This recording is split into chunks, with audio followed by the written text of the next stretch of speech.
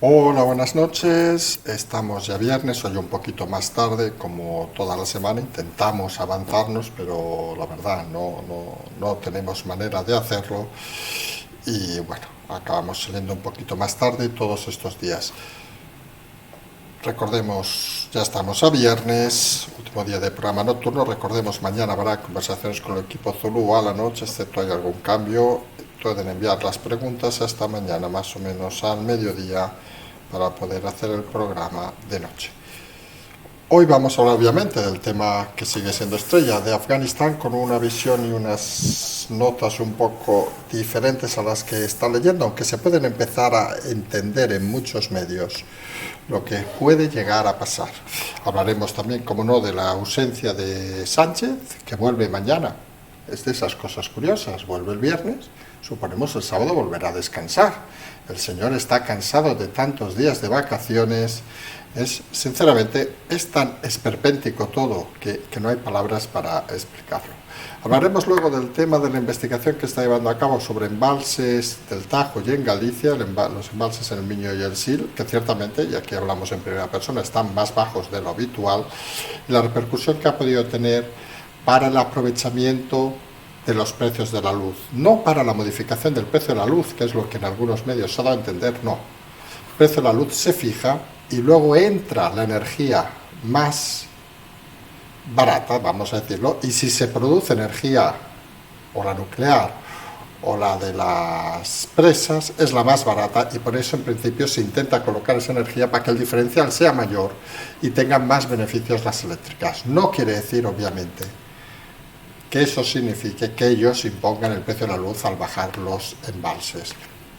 Una práctica que vamos a comentar, que bueno, que puede tener sus defectos o lo que sea, pero que al final no parece que sea algo que sea fuera de lo normal. En fin, hablaremos también sobre nuevamente esta pugna entre justicia y gobiernos, en este caso autonómicos. Solo ha sido el catalán, la Justicia Tribunal Superior, la Justicia de Cataluña, que ha anulado el toque de queda, lo ha dejado solo en 19 municipios y ha lanzado un argumento que nos parece muy interesante, y es que no se justifica el toque de queda por razones sanitarias, sino de seguridad y de orden público. Y obviamente establece el tribunal que por razones de seguridad y orden público no se pueden restringir los derechos de los ciudadanos. Que pongan más medios, que vigilen más, lo que sea, pero no son motivos para hacer un toque de queda. Por razones sanitarias sí, pero no es lo que parece, según estos jueces, el argumento fundamental del toque de queda que había implantado el gobierno de Cataluña. Nos parece muy razonable nuevamente el argumento de los jueces y muy interesante, porque pone, digamos, la picota a la extralimitación de algunos gobiernos, hablamos en este caso los autonómicos, de adoptar medidas como el toque de queda cuando no es la medida adecuada, por su manifiesta incapacidad de controlar, como dice el propio tribunal, razones de seguridad o orden público. Finalmente entraremos en el tema que también va ligado con el tema de los jueces. Ceuta ha paralizado las devoluciones de los menores hasta que decida la justicia. Ya explicábamos anoche que no tenía mucho sentido que la justicia no hubiera paralizado las devoluciones, pero hubiera dicho que podría estar infringiéndose un delito. No tenía sentido entonces que el gobierno de Ceuta, en este caso, siguiera enviando devoluciones si estaba cometiendo un delito presuntamente, con lo cual nos parece también una decisión bastante coherente. Si les parece, vamos ya al primer tema, que vamos a centrarnos en Afganistán y vamos a hablar, digamos, que estamos en unos momentos muy críticos, aunque parezca que todo se puede estar desarrollando de una forma tranquila. Si se van dando cuenta de lo que se hablaba en los primeros días a lo que se habla ahora, hay un cambio de tendencia en el concepto y sobre todo en la contextualización de la situación actual. Para hacerse una idea, tenemos un aeropuerto rodeado totalmente por fuerzas talibán, donde cohabitan la gente que se quería ir, fuerzas internacionales, entre ellos aproximadamente 6.000 militares americanos, luego hay fuerzas de diversos países, en una zona limitada, en una zona perimetrada por fuerzas talibán, y con una situación dentro del país cada vez más conflictiva. Lo hemos comentado, parece lógico y coherente que cuando alguien entra por la fuerza, supuestamente, a ocupar una zona y esta prácticamente es abandonada por los defensores y queda a su merced, pues parece que todo son facilidades. Y estamos entrando en un escenario cada vez más complicado. Hay aviones militares americanos, obviamente, bordeando todo el rato el aeropuerto para evitar movimientos sospechosos de los talibán, pero se está empezando a perfilar una opción que podría ser, creemos algunos, si se confirmara o si llegara a efecto, un auténtico desastre para, digámoslo así de claro, el mundo occidental, porque sería la constatación del desastre mayor que podría pasar. Y es esos rumores, esos movimientos que se están dando en algunas, vamos a explicarlo a ver de una manera así, en algunas de las áreas, digamos, de los talibán, las áreas más radicales, por llamarle de alguna manera, de que la victoria final es acabar con la resistencia en el aeropuerto. Resistencia que no existe, porque al momento hay simplemente controles, pero está claro que al ser una fuerza totalmente rodeada, sería muy difícil de salir en caso de un ataque directo y violento. Nos indican fuentes, vamos a llamarles de inteligencia, por llamarle de alguna manera, que esa opción está prevista y que en caso de que pasara, pues seguramente la decisión sería arrasar con todo Kabul y todo lo que hubiera por el medio. Son decisiones que uno escucha y se queda mirando al cielo diciendo, madre mía, pero ¿dónde estamos y dónde nos pueden llegar a llevar? Porque esto al final es una decisión prácticamente unipersonal de los líderes talibán que pueden en un momento dado decidir o querer dar una lección. ¿Recuerdan aquellas escenas en Somalia con el Black Hawk derribado? Si se acuerdan, aquella acción real donde unos helicópteros americanos fueron derribados, que significó la huida total de la fuerza americana de aquel país. Y fue una de las mayores humillaciones del ejército americano. Aquí estamos hablando no solo del ejército americano, sino de ciudadanos europeos, de ciudadanos de otros países, que están todos centralizados en un mismo punto, el aeropuerto de Kabul. Piensen en el aeropuerto de Kabul, con todo el respeto, pues es una terminal, como podría ser un aeropuerto de provincias de España, vamos a llamarle así de claro, y no es precisamente un centro de fácil vigilancia. Kabul, recuerden, está en un valle. Y la situación podría complicarse porque en caso de que se produjera ese hipotético que algunos están hablando y algunas, como decimos, alas radicales de los talibanes están sugiriendo internamente, y eso es bien conocido por los servicios de información occidentales, y se está reforzando cada vez más las medidas para intentar evitar por ejemplo, con los vuelos de los cazas americanos durante todo el día por las cercanías del aeropuerto y los aviones y los helicópteros, para intentar mostrar una fuerza que realmente el operativo que está centralizado en el aeropuerto no tiene. Y eso es algo como lo de jugar a veces y marcarte un farol. Alguno dirá, pues no, hombre, que hay 6.000 militares de élite americanos y luego hay 1.000 sumando los del resto de países, sí. Pero están rodeados de una fuerza que puede superarles en 7 o 8 veces y una fuerza que además se ha apropiado de la mayoría del armamento de los Estados Unidos, había dejado al gobierno anterior. Porque algunos se creen todavía que los talibanes son esos que van con zapatillas saltando y no son capaces de entender que detrás, aunque esa es la imagen transmitida, sigue habiendo gente que puede dar un golpe a Occidente de una manera clara y rotunda. Algunos apuestan que tienen la oportunidad única desde hace 20 años de humillar a todos los países de Occidente. ¿Lo harán? ¿No lo harán? Hay que estar pendiente, pero cada día las informaciones que llegan son más confusas, porque el nerviosismo que parecía no existir en las primeras horas se está transformando cada vez más incluso en histerismo.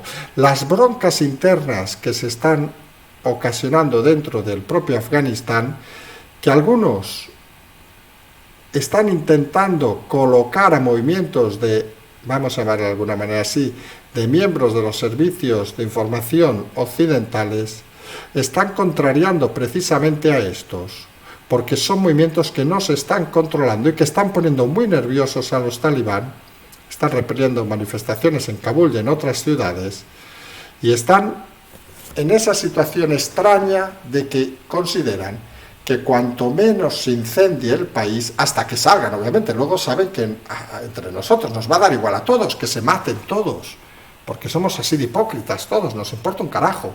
Lo que nos importa ahora es si va a dar tiempo o no va a dar tiempo a que se incendie suficientemente el país para que pase una situación más compleja.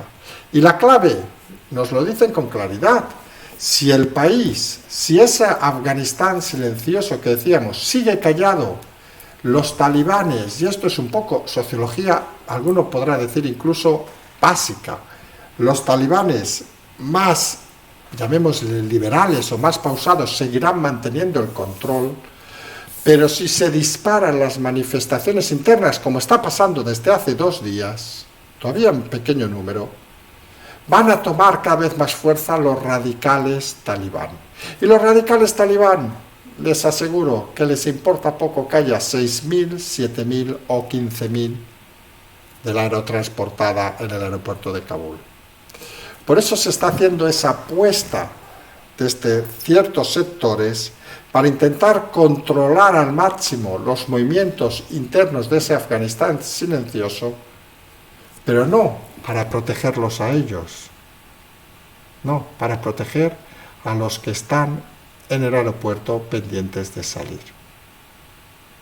Ustedes imagínense una situación como esa, cierren los ojos durante unos minutos o unos segundos, que tampoco se nos despisten, e imagínense cómo sacas con fuego por todos lados a 6.000 hombres de un aeropuerto. Hombre, en avión, pero claro, si tienes baterías puestas por todos lados, se va a hacer cuanto menos complicado. En vía terrestre, imposible, excepto que se abra un paso que actualmente no existe. Al final, esto, salvando distancias obviamente, parece esto como lo del general Custer, con la diferencia que allí los indios disparaban y aquí de momento están mirando qué pasa.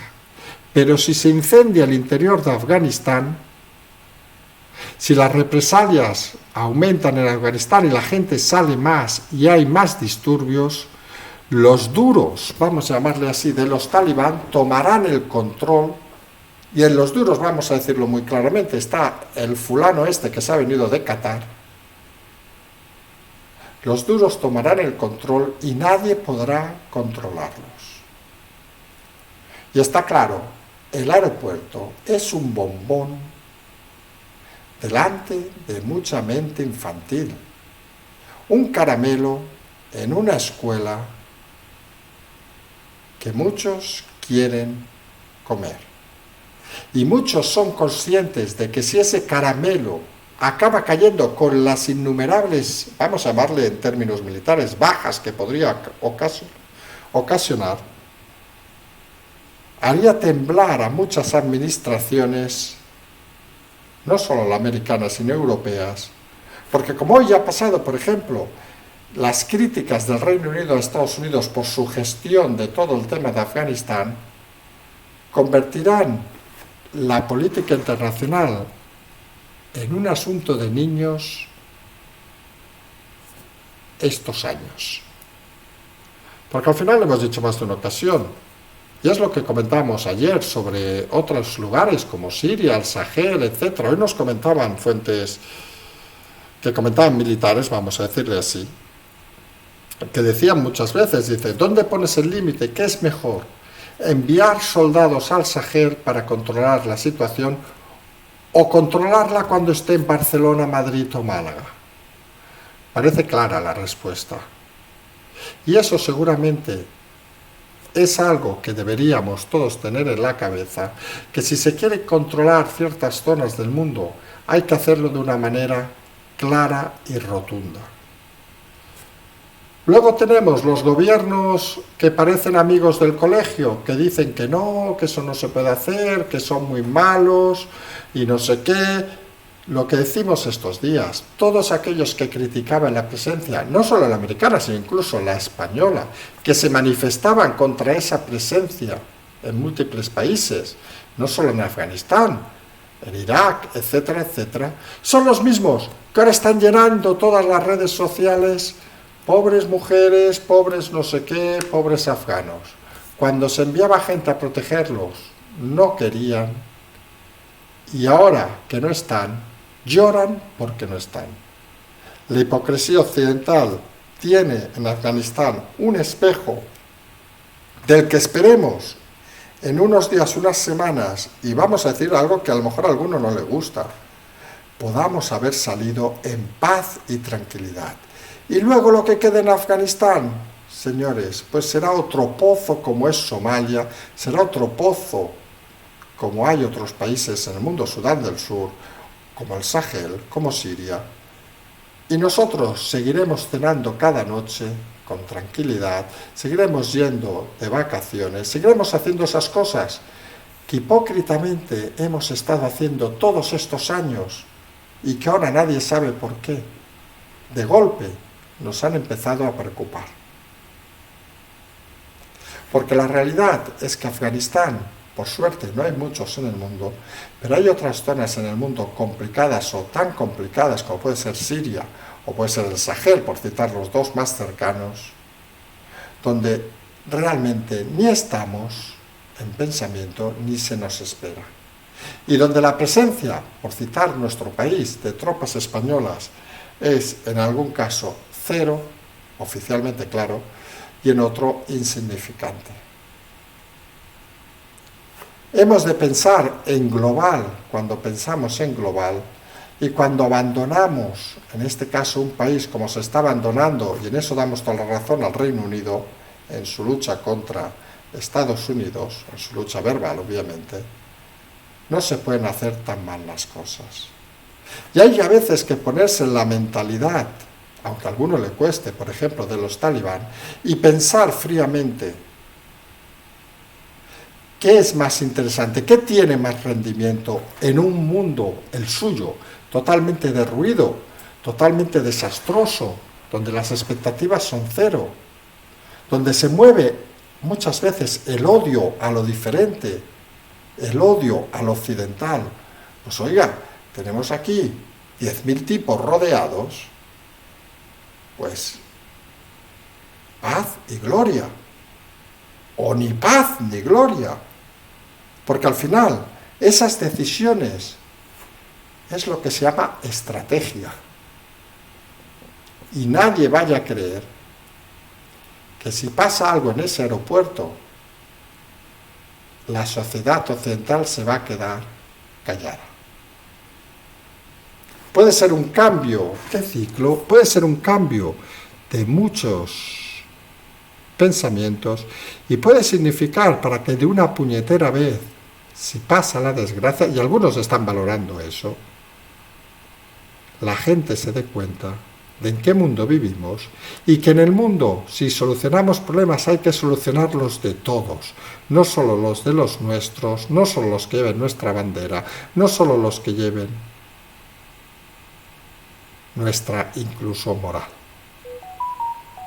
Las cosas hay que plantearlas así, hay que estar pendiente de estos temas, porque si no estamos pendientes de estos temas, no podremos decir aquello de hay que estar atento y hay que estar siempre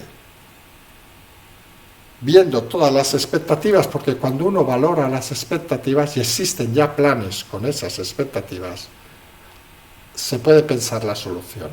Cuando ni eso se piensa, y eso lo podríamos extrapolar a la política, cuando uno no ve hasta las situaciones más extremas, cuando llegan, que nunca llegan cuando uno quiere, no tiene solución ni respuesta. Y eso se llama a veces hacer política, analizar política y pensar como se debería pensar en política. Cosa, por cierto, que Sánchez, ya sabemos, no hace. El presidente sigue vacaciones, en principio hasta mañana, suponemos que el sábado volverá a hacer vacaciones y vamos a decirlo con claridad, se las veía muy felices allí tranquilamente. Le empezó el tema de la luz, él tenía pensado que iban a salir las cifras de la vacuna antes del final de las vacaciones, iba a decir, miren qué bien lo hemos hecho, nadie se preocupa. Empezó el tema de la luz, ay, vamos a ver cómo lo solucionamos, la portavoz del gobierno ya está de vacaciones, la ministra que hemos enviado, la Rivera, pues es un poquillo floja, pero bueno, total, la gente no va a ver la factura hasta final de mes o el mes que viene y ya estaremos en otro tema. Está ya el tema de Afganistán, bueno, esto es algo de los americanos, ya se encargarán de ellos, presidente, que tenemos allí unos cuantos, vamos a ver qué hacemos, vamos a enviar un avión, 2, 3, 4 aviones están yendo, al cabo de semanas ya veremos si llegan tarde, 2 ya están de vuelta, pero claro, y a lo mejor a alguien le sorprende también,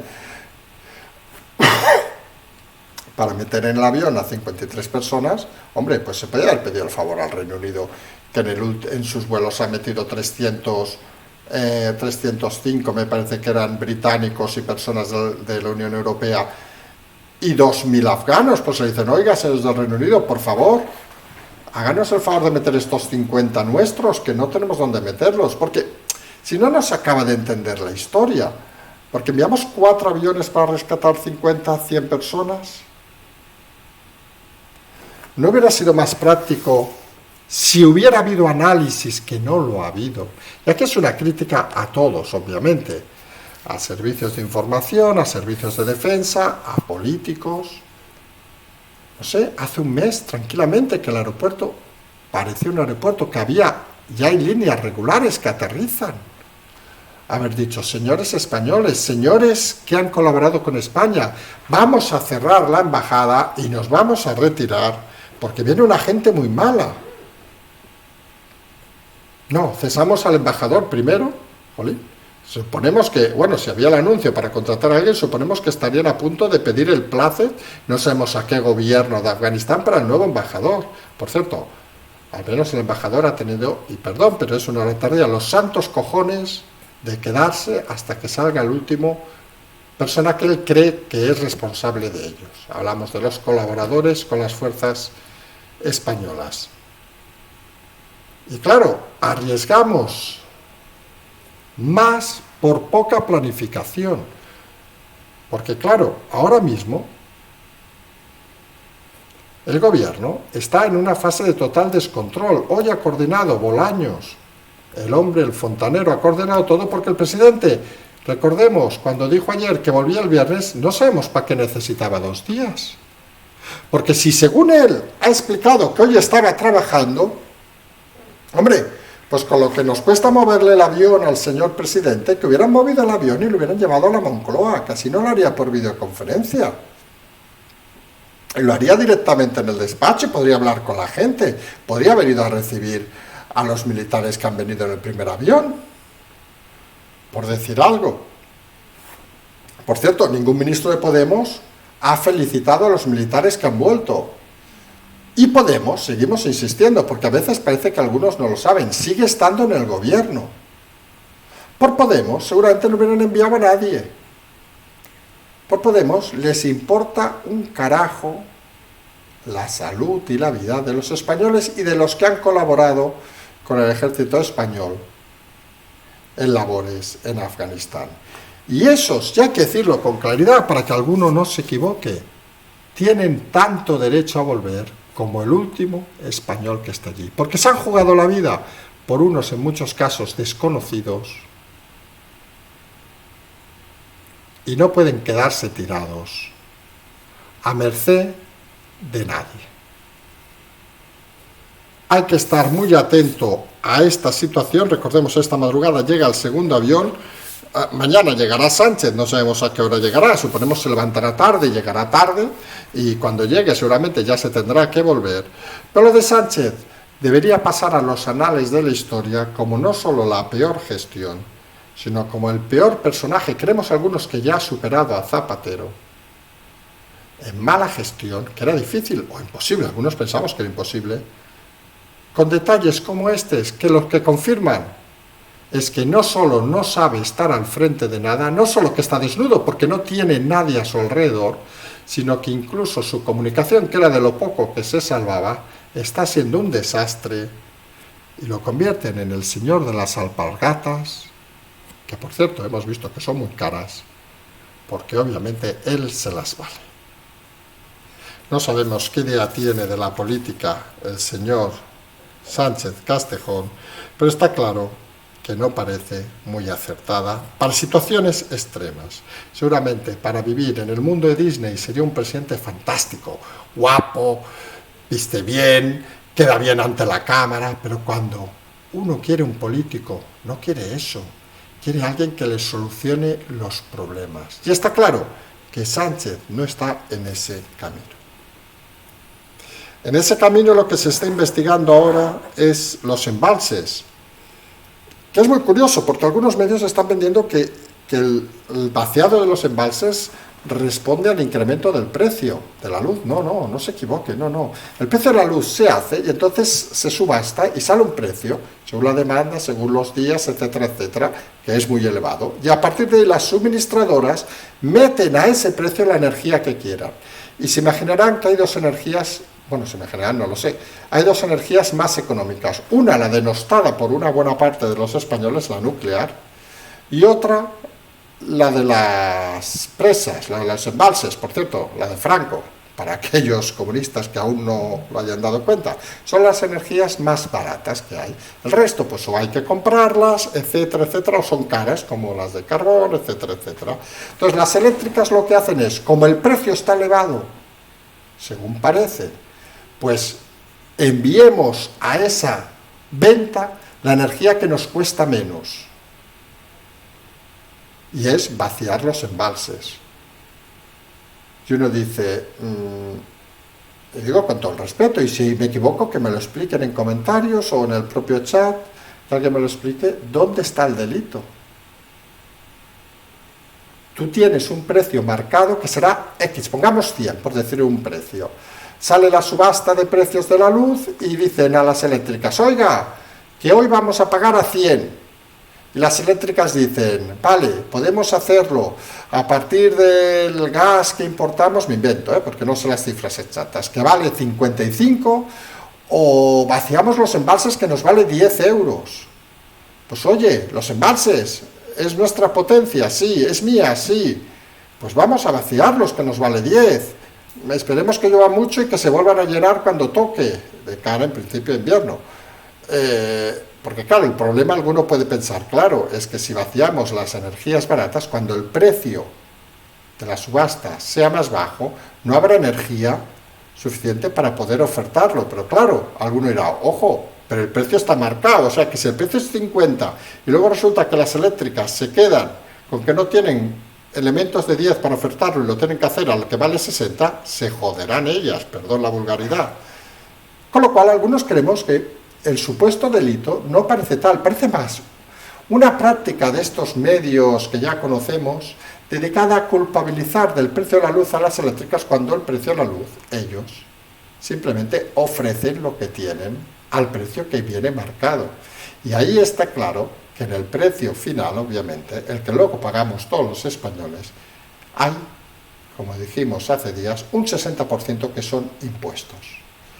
Y eso está claro, como salía ya en algún medio hoy, que va a significar este subidón 3.000 millones más para las arcas del Estado, y se imaginarán que si con los 30.000 que llegan este año y el año que viene no se pagan ni 3 meses de pensiones, pues 3.000 millones ya viene de puta madre. Con lo cual no esperen del gobierno que haga nada, porque el gobierno simplemente hará lo que ha hecho siempre, que es buscar culpables en cualquier lado y a partir de eso justificar el resto. Y a veces el gobierno, en esas acciones que a algunos nos sorprende de dejar prácticamente toda la responsabilidad de la pandemia a las comunidades, en otro acto de esos, de cobardía, vamos a decirlo así, porque no sabemos para qué les pagamos, si al final no hacen nada, Pues se encuentran las comunidades, en este caso Cataluña, con una decisión del Tribunal de Justicia Superior de Cataluña que ha tumbado la mayoría del toque de queda, fundamentalmente en Barcelona, el área metropolitana, y ha dejado limitada a 19 municipios catalanes. Lo importante de esta sentencia no es que sea la enésima sentencia donde la justicia autonómica, en estos casos los tribunales superiores, ya lo ha hecho en Galicia con el tema del pasaporte COVID, lo ha hecho en otras comunidades. No es el hecho de que la justicia ponga en orden a los gobernantes autonómicos, sino que sobre todo les recuerda algo fundamental, que los derechos fundamentales de los ciudadanos, de su comunidad y de todos los españoles, no se pueden violar de una manera tan evidente. E indica la sentencia del Superior de Cataluña que el toque de queda no se justifica por razones sanitarias. Esto añadimos nosotros, que así fuera, seguramente permitirían el toque de queda, porque es una situación superior, digamos, incluso a los derechos en caso de pandemia, algunos podríamos entenderlo, sino por la seguridad y el orden público. Es decir, que el Tribunal Superior está diciendo que por temas de seguridad y de orden público implantan el toque de queda y no por temas sanitarios. Y obviamente el Tribunal entiende, como entendemos nosotros, que la seguridad y el orden público es algo que gestionan los gobiernos, y más en Cataluña con los Mossos d'Esquadra y las policías locales, que gestionan los gobiernos autonómicos y que no puede usarse su incapacidad de gestionarlo, de controlar la seguridad y el orden público para establecer un toque de queda. Porque eso sería como cuando había, la única vez que ha habido en este país, que recordemos, cuando pasó aquello en Valencia en el 81, el golpe de Estado, que se hizo toque de queda porque era una manera de garantizar la seguridad y el orden público y que la gente se quedara en casa. Y eso obviamente no era constitucional. Y está claro que el toque de queda, en caso de una razón sanitaria como una pandemia, podría esgrimirse, pero el tribunal considera que en este caso se quiere aplicar el toque de queda para controlar la seguridad de un territorio determinado. Y no es la función, es el toque de queda en democracia, porque infringe derechos fundamentales como por ejemplo el de la movilidad. Es curioso porque estos fallos de gobiernos autonómicos seguramente desaparecerían si hubiera habido una organización potente llamado Gobierno de España que hubiera instaurado unas normas o unas leyes de obligado cumplimiento que no pueden hacer en este caso las comunidades autónomas sin infringir derechos básicos. Y esto nos lleva a otra lucha de estas sorprendentes de la justicia contra las decisiones del gobierno, en este caso el Ministerio del Interior, el tema de los retornos, de las devoluciones de menores en Ceuta, que ayer comentábamos que la audiencia había decidido que no iba a solicitar su paralización, pero que iba a investigar si era delito, con toda la pinta de que iba a indicar que era delito. Con lo cual parecía ridículo, y lo decíamos anoche, que era un poco ridículo, que si es delito, no se pare y se siga cometiendo un delito.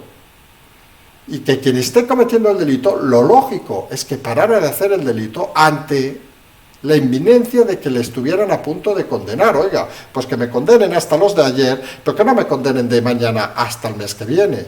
Pues así ha obrado el gobierno de Ceuta, que ha decidido, desconocemos si escuchan el programa o no, pero que ha decidido, obviamente, parar las devoluciones a Ceuta hasta que la justicia se manifieste.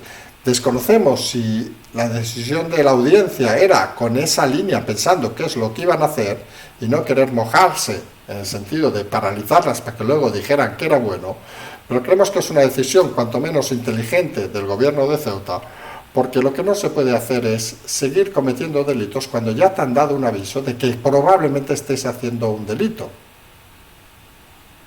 Ejemplo básico: estoy robando coches, me dicen que me están mirando y yo digo, coño, no me han condenado todavía, sigo robando. Pues no, señores, esto no funciona así, y ya cada vez parece más la norma y la realidad que sean la justicia la que acabe poniendo orden a lo que los políticos son incapaces de poner orden de ninguna manera.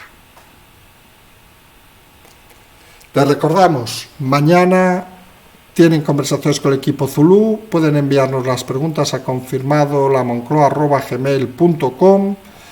Vamos a intentar hasta el mediodía tener las preguntas para poder hacer el programa de noche. Si hubiera algún cambio lo explicaríamos, seguramente lo sustituiríamos por un confirmado de noche, pasándolo al sábado, pero vamos a ver, porque tenemos al equipo Zulú también en movilidad, vamos a decirlo así, lugares donde a veces no son fáciles las conexiones, ni oportunas, también lo podemos decir así, pero creemos que se podrá hacer. Estamos en contacto permanente con ellos para poder hacerlo mañana.